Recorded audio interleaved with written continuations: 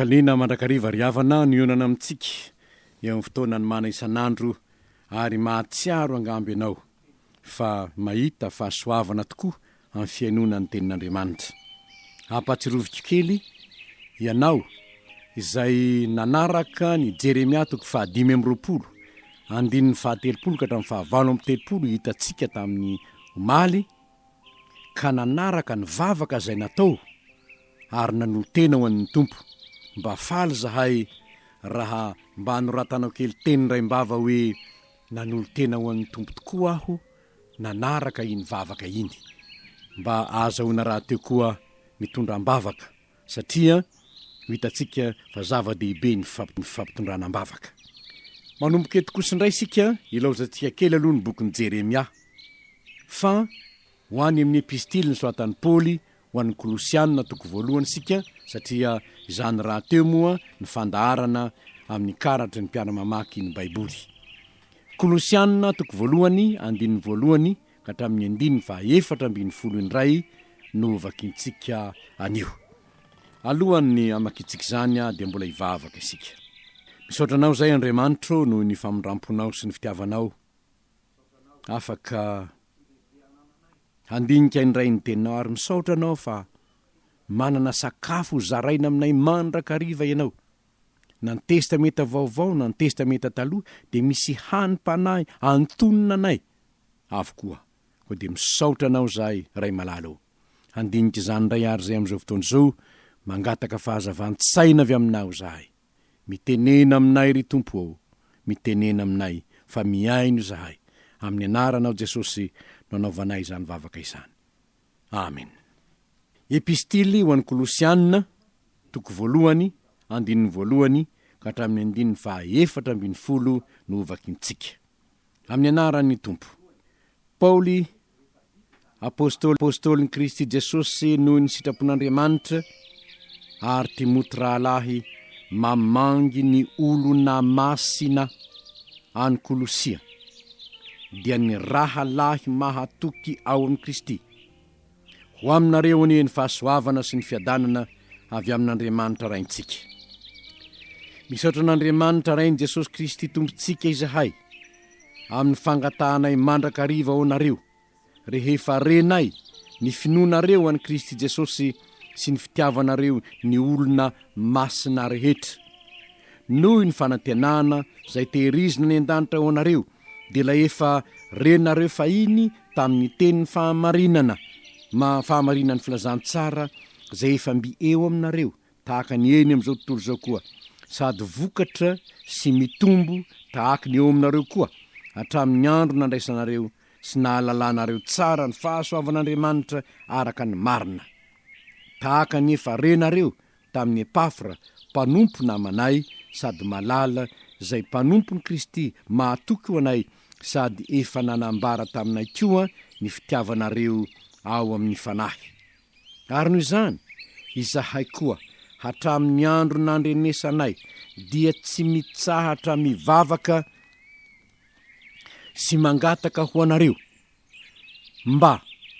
ho fenoina fahalalana tsara ny sitrapony ianareo amin'ny fahendrena sy ny fahazavan-tsaina avy amin'ny fanahy, mba handehananareo mendrika ny Tompo, hanaovana ny sitrapony amin'ny zavatra rehetra, dia mahavokatra amin'ny asa tsara rehetra, sady mitombo amin'ny fahalalana tsara an'Andriamanitra. Ary ampahatanjahina amin'ny hery rehetra araka ny herin'ny voninahiny ho amin'ny faharetana rehetra sy ny fandeferana amin'ny hafaliana. Ka misaotra ny ray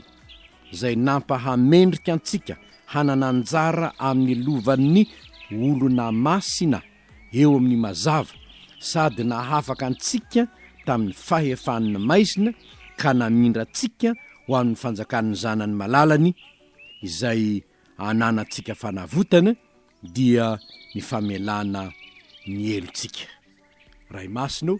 manamasinanay amin'ny fahamarinana, fa ny teninao no fahamarinana.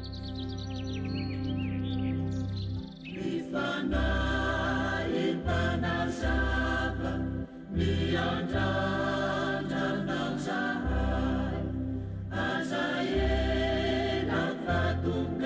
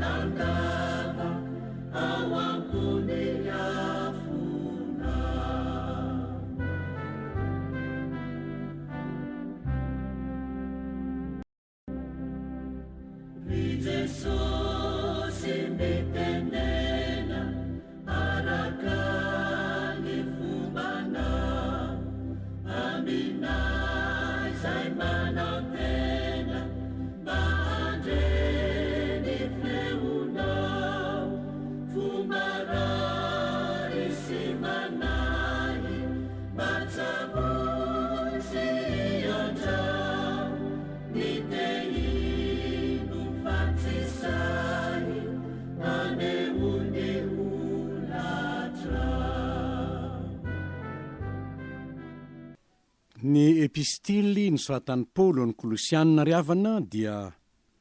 any Roma izy ny manoratra.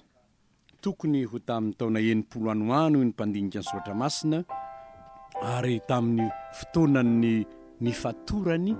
tany Roma izany. Misy zavatra manaitra raha mamaky ny epistilyn'ny Paoly sika ry havana. Ary zany dia fahamarinana voalohany tiako tsipihina satria mivotra eto izany. Eto aloha aho dia tiana marika fa isika amin'ny fikambanan'ny mpiara-mamaky ny Baiboly dia manana tanjona manerana izao tontolo izao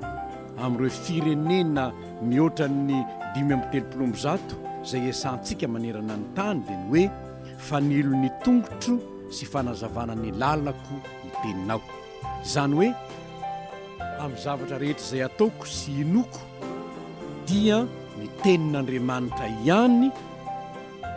no iorenana ny finoko sy iorenana izay ataoko. Hany ka raha misy olona milaza hoe tsy Andriamanitra Jesosy, kanefa isika mahalala hoe ny anarany atao hoe Andriamanitra mahery, dia hoy isika hoe zao no voalaza amin'ny Baiboly noho izany tsy ekeko ny teninao. Na misy aza hira malaza dia malaza amin'izao fotoana izao hoe ny Andriamanitra inoko dia Andriamanitra fitiavana, tsy namorona helo, izany hoe tsy misy ny helo. Dia mazava loatra fa tsy ekeko izany teny izany satria hoy ny voasoratra hoe matahora izay mahay manary anao any amin'ny helo. Ka eto aho dia mialatsiny raha misy mahatsiaro tena hoe nino zavatra tsy ara-tsoratra masina izy hatramin'izay, satria anankiray amin'ny avotra ny epistilyn'ny Paoly izany fahamarinana izany. Io fahamarinana io dia ny hoe olona velona eto an-tany ao amin'ny Kristy no antsoina hoe olona masina fa tsy olona maty akory. Olona velona ao amin'ny Kristy. Eto ambonin'ny tany no ataon'ny Paoly hoe olona masina fa tsy olona maty tsy akory. Raha mijery ny epistily rehetra ny soratan'ny Paoly ary havana dia nahita aho fa tsy latsaky ny in-telopolo ao amin'ireo epistily ny soratan'ireo no miverina ny teny hoe olona masina. Kanefa ny olona masina ambarany amin'izany dia ireo kristianina any amin'ny fiangonana, ireo olom-baovao ao amin'ny Kristy. Santinony ihany no hitantsika eto amin'ny toko voalohany andininy faharoa hoe Paoly apôstôlin'i Kristy Jesosy noho ny sitrapon'Andriamanitra ary Timoty rahalahy mamangy ny olona masina any Kolosia. Tsy any an-danitra ireo fa any Kolosia, izany hoe ny Kolosianina izany. Dia mbola averiny ihany amin'ny toko any andininy fahefatra, rehefa renay ny finoanareo an'i Kristy Jesosy sy ny fitiavanareo ny olona masina rehetra, ireo olona masina izay mivezivezy any aminareo na miona aminareo, olona masina, olona no amasinina tao amin'i Kristy Jesosy. Raha mijery any amin'ny Romanina toko 12, santionany ihany meko anareo fa anambarako hoe tsy latsaky ny in-telopolo no ambaran'ny Paoly hoe olona masina ny kristianina tamin'ny toerany samihafa. Romanina 12:13 dia izao no voalazany ao 13:13, miantra ny olona masina arak'izay ilainy. Ireo kristianina ao amin'ny tompo ireo, misy amin'izy ireo tokony hiantrana, miantra azy ireo olona masina ao amin'ny Kristy anefa ireo. Ny Korintianina 2:1 santionany ihany meko anareo. Korintiana faharoa toko voalohany ka ny andininy voalohany de zao no soratany Paoly. Korintiana faharoa toko voalohany andininy voalohany. Hoy izy: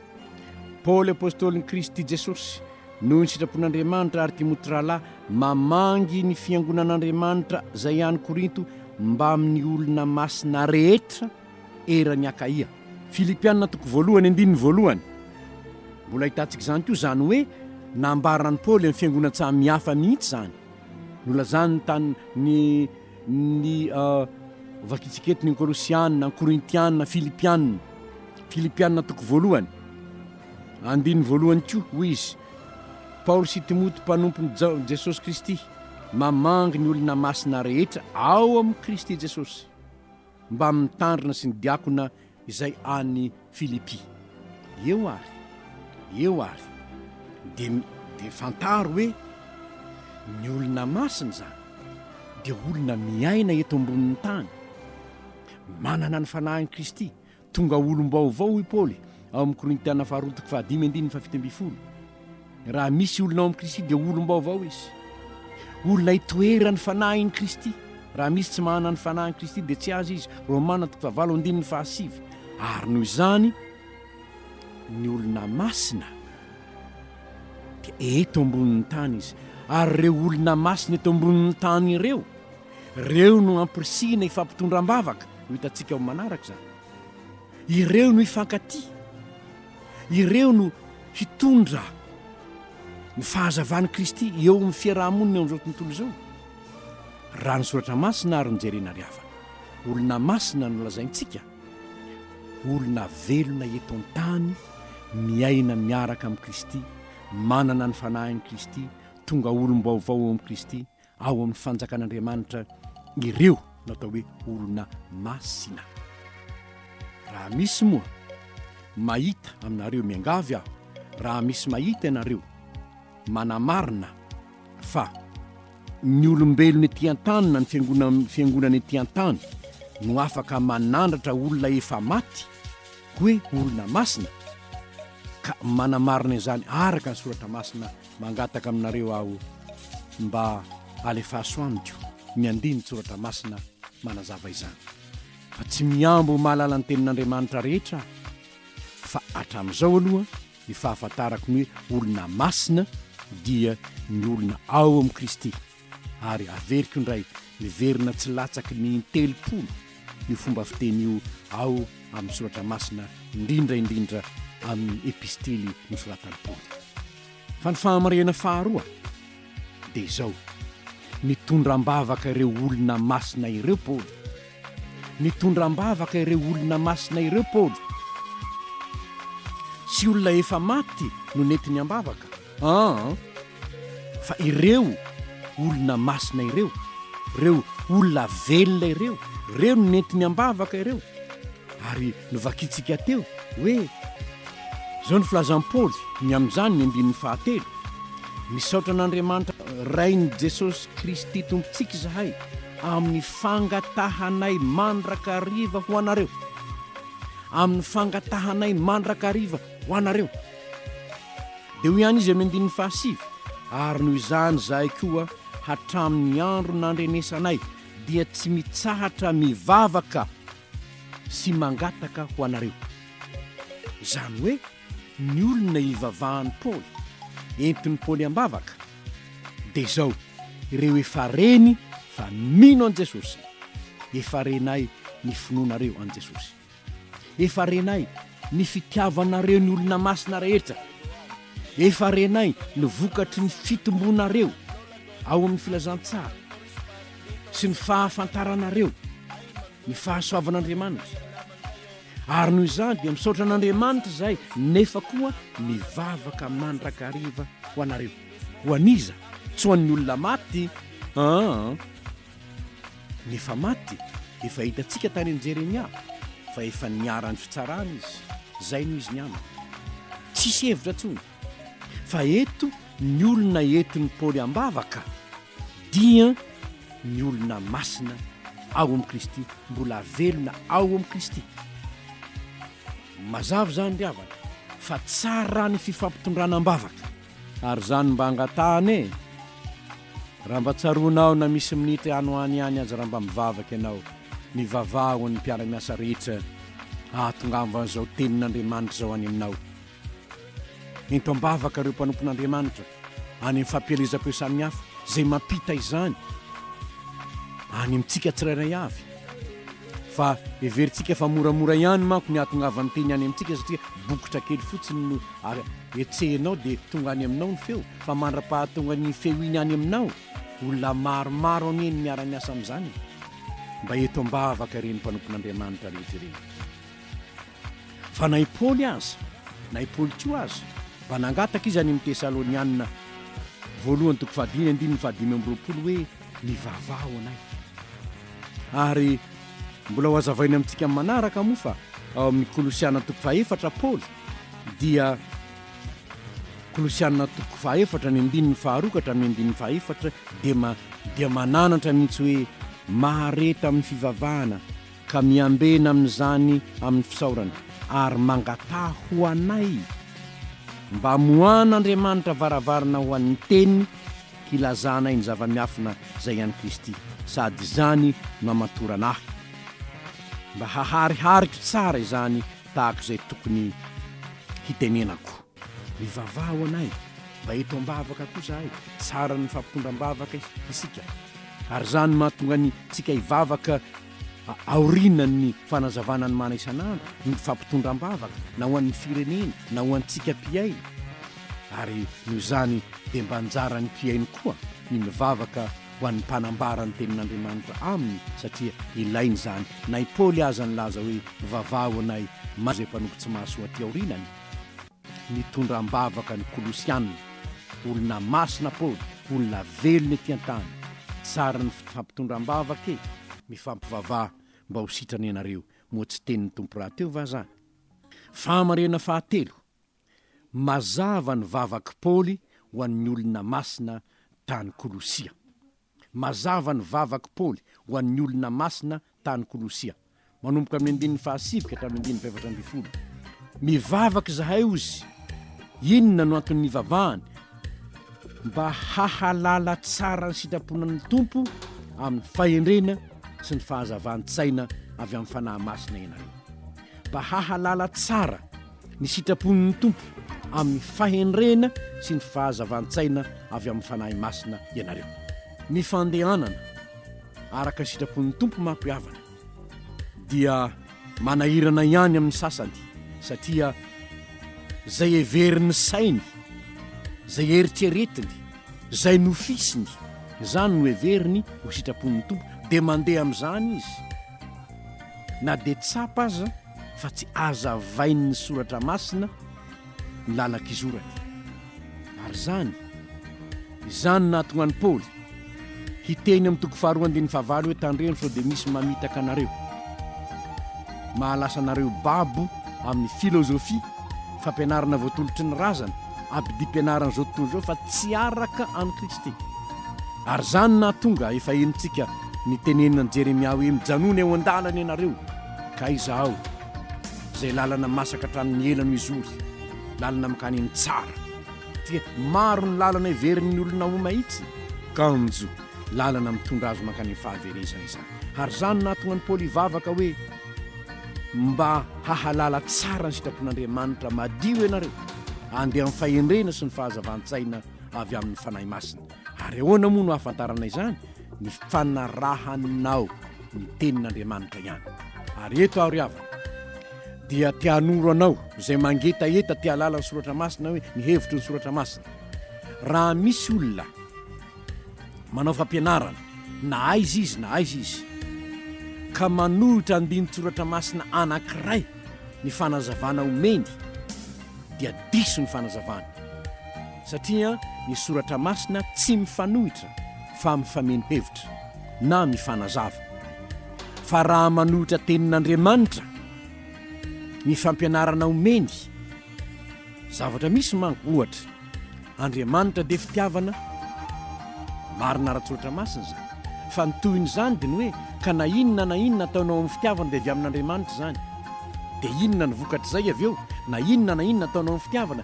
ka mifankaty zaika dia miray ny laso ny vavy aka fitiavana nino anaovana an'izany tsy vadiny iny dia manjary fijangajangana dia manjary manohitra tenin'Andriamanitra tsy fahalalana tsara ny sitrapon'Andriamanitra zany dia hoy ny olona sasany voasoratra hoe ampio ny tenanao dia hanampy anao Andriamanitra voalohany loha tsy hitako amin'ny baiboly zay faharoa mahatonga azy mankany amin'ny mpanandro sy ny mpisikily zany aka tsy maintsy manampy ny tenako mba hanampy Andriamanitra ka ho any mpanandro sy ny mpisikily dia manohitra ilay tenin'Andriamanitra any amin'ny Deutéronomia ianao hoe halako misy kidy sy ny fanandroana sy ny astrolojia sy ny fanontaniana amin'ny maty sy ny karazana efa nambarako maliny amin'ny hoe misy milaza hoe tsy misy ny elo nefa toerin'ny tenin'ny tompo zany eo matahory zay manaranao any amin'ny elo ary noho izany tokony andeha amin'ny fahendrena isika ka averiko eto indray raha misy olona manoro hevitra anao araka ny soratra masina araka ny filazany kanefa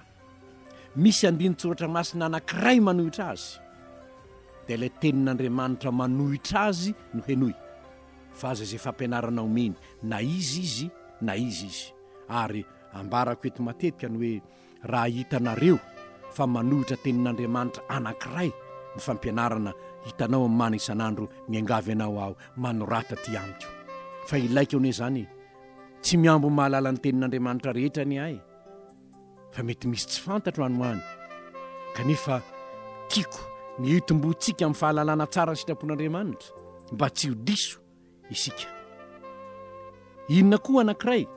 mba handeha mendrika ny tompo mahavokatra amin'ny asa tsara rehetra ny tombo amin'ny fahalalana tsara n'Andriamanitra maharitra sy mandefitra amin'ny hafaliana na misy fanenjehana na misy fanaratsiana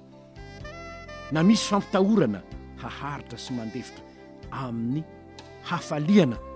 ary mahay misaotra an'Andriamanitra ray amin'ny zavatra rehetra araka ny tenin'ny Paoly ihany amin'ny Tesalonianina hoe misaoran'Andriamanitra amin'ny zavatra rehetra fa izany sitrapon'Andriamanitra ao anareo ao amin'ny Kristy Jesosy izany hoe fahalalana tsara ny tenin'Andriamanitra